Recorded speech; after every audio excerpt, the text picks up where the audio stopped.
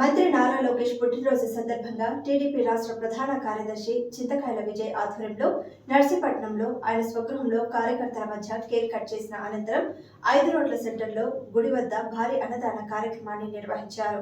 ఈ కార్యక్రమంలో టీటీడీ పాలకవర్గ సభ్యులు నర్సిరెడ్డి పాల్గొన్నారు.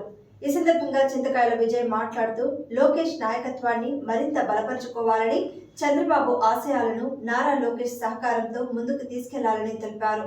గత ప్రభుత్వం 5 రోడ్ల వినాయక ఆలయాన్ని దేవాదాయ శాఖలో విలీనం చేసి అభివృద్ధిని నిలిపివేసిందని ఆరోపించారు. విశాఖపట్నంలోని సంపత్ వినాయక ఆలయాన్ని కూడా వైసీపీ నాయకులు విజయసాయిరెడ్డి కమిటీ మార్పులు చేర్పులు చేసి దేవాదాయ శాఖలో కలిపారని అన్నారు. చంద్రబాబు ఈ విషయం తెలుసుకుని కమిటీని మార్చారని వివరించారు.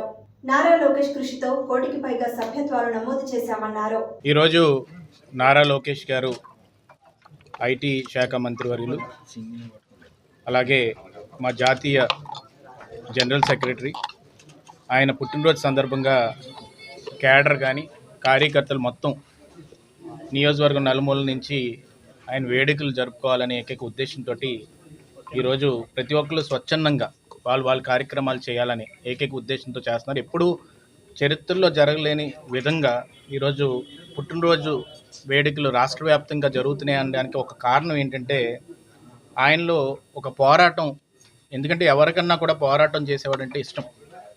ఏ వ్యక్తి అయినా పోరాటం చేసి ముందుకొచ్చి ఎదుర్కొని నిలిచి, చరిత్రలో అయినా కూడా ఎంతోమంది ఫ్రీడమ్ ఫైటర్స్, ఇవాళ సుభాష్ చంద్రబోస్ గారు కూడా ఇండియా మొత్తం ట్రెండ్ అవుతున్నారంటే ఆయన జయంతి రోజు ఈరోజు ఆయన పోరాటం చేశారు కాబట్టి. అదే రోజు ఈరోజు నారా లోకేష్ గారు కూడా ఈరోజు బర్త్డే వేడుకలు రావడం, దాంతో ఏమైనా మొత్తం రాష్ట్ర వ్యాప్తంగా కూడా అందరూ కూడా జరుపుకోవడం, 2 రాష్ట్రాల్లో తెలుగు రాష్ట్రాల్లో కూడా జరపాలని ఏకైక ఉద్దేశంతో స్వచ్ఛందంగా వచ్చారు. ఎవరో పిలుపుని కూడా ఇవ్వలేదు.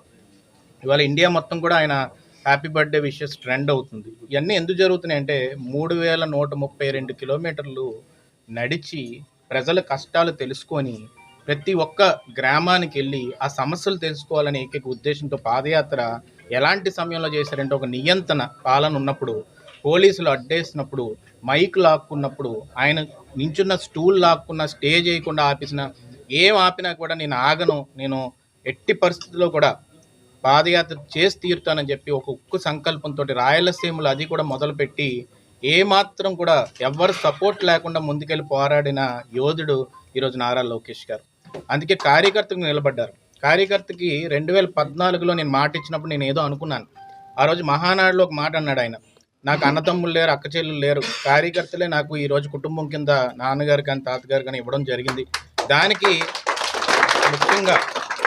ముఖ్యంగా ఏంటంటే ఒక కార్యకర్తల నిధిని పెట్టి ఇన్సూరెన్స్ అనేది నేను ఇంట్రడ్యూస్ చేస్తానంటే, నేను అనుకున్నాను ఎంతోమందికి జరుగుతుంది కదా, ఎన్ని 100 కోట్లు అవుతుంది కదా, ఇది జరుగుతుందా లేదా అని నాకు ఆ టైంలో చాలామందికి డౌట్ వచ్చి డిస్కస్ చేసుకున్నాం. కానీ ఆయన ఉక్కు సంకల్పంతో ఈ ఇండియా మొత్తంలో, దేశం మొత్తంలో ఏ పార్టీ కూడా చేయలేని పనిని ఆయన తీసుకొని అది సక్సెస్ఫుల్గా చేసి ఈరోజు ఆ 2 లక్షలది 5 లక్షల రూపాయలకు తీసుకొచ్చి, ఎందుకంటే ఈరోజు నియోజకవర్గంలో 2 లక్షలు ఉన్నప్పుడే 2-3 గ్రామాల్లో నేను చూశాను. మొన్న నేను కూడా వెళ్ళి గ్రామాల్లోని ఇళ్ళకి వెళ్ళినప్పుడు వాళ్ళకి ఏ విధంగా మంచి జరిగిందని.